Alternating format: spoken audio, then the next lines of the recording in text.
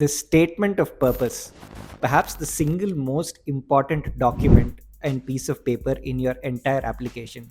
It is the window for the admissions committee to your entire candidature.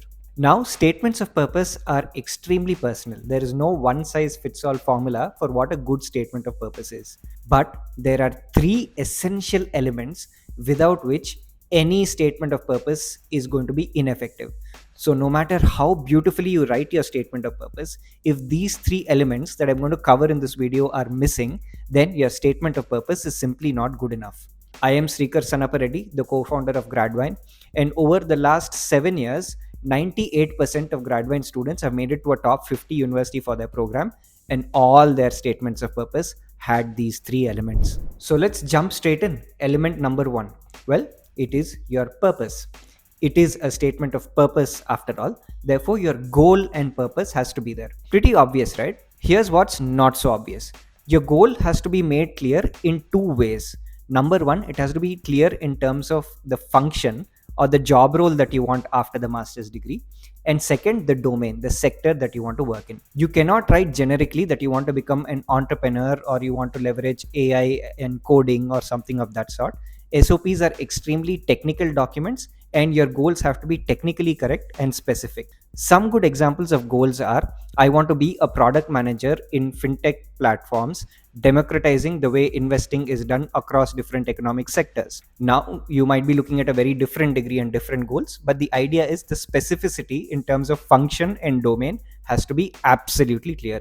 If you're missing this, whatever you write afterwards is just not going to be convincing or strong enough. Now, having a very specific goal is compulsory. Where you put it in the statement of purpose is up to you. My recommendation is for you to have it as early as possible in the document, because admissions committees are looking for this goal as the first thing, and you wouldn't want them to be looking around throughout the document to find it. So if you make it clear as early as possible or at the top of the document, you generally should be fine. If you want access to mentors with the right technical backgrounds who can aid you with this SOP for your specific program, you can schedule a free consultation call using the link in the description or on www.gradvine.com and have your doubts clarified one-on-one on a personalized call.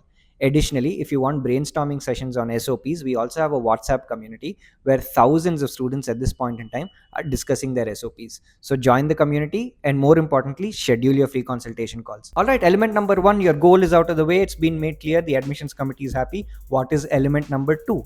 Element number two is your journey towards these goals.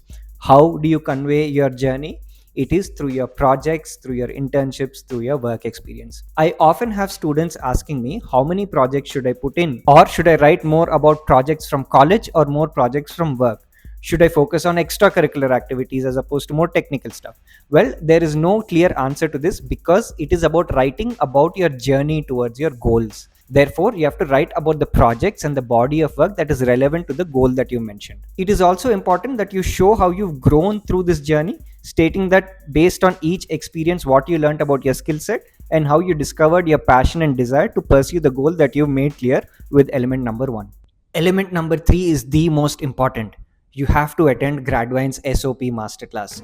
Why? Because we're going to tell you the secrets of how thousands of students over 7 years have cracked these three elements and made it to the top 50 universities repeatedly. Remember when I said 98%? That is not a small fact. You're going to get these tips and tricks for absolutely free by signing up for the webinar using the link in the description. You do not want to miss this. This could change the kind of university that you make it to and the rest of your career afterwards. All right, now it is time to go into actual element number three, which is incredibly important as well, by the way. So far, you've stated your goal.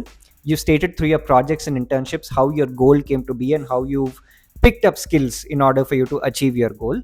Element number three identifies the gaps you have in your skill set at this point in time and how the specific program that you are attending is going to help you cover that skill set gap and gain critical skills that are relevant to your goal. With element number three, specificity is key. You cannot write generic statements praising the university, saying this course is good and that professor is good and that lab is good. They know they're good. You have to be able to justify how a specific course is going to have learning outcomes that will cover your skill set gap and are very relevant to the eventual job role or goal that you're going to pursue in your career. If you're talking about a particular professor, how is the professor's career path or specific industry expertise relevant to the sector you want to break into or the kinds of problems you want to solve? You have to be specific with this final paragraph for each and every university that you're applying to. So, considering how technically on point your statement of purpose has to be and how specific it has to be to your needs, do you still want to consider having a ghostwriter write your SOP from scratch? And this ghostwriter could be somebody with some English literature background. Do you really think AI can generate all of this with a great level of specificity that is going to set your SOP apart from a super competitive applicant pool who's made the effort to write a specific document? Well, I leave that call up to you. It's going to take time and effort, but it's going to change your life if you do it well. All right. So my editor says that we need a conclusion to this video. SOP is important. Don't mess around. If you watched this video until this point, I'm sure you liked it. Why don't you subscribe?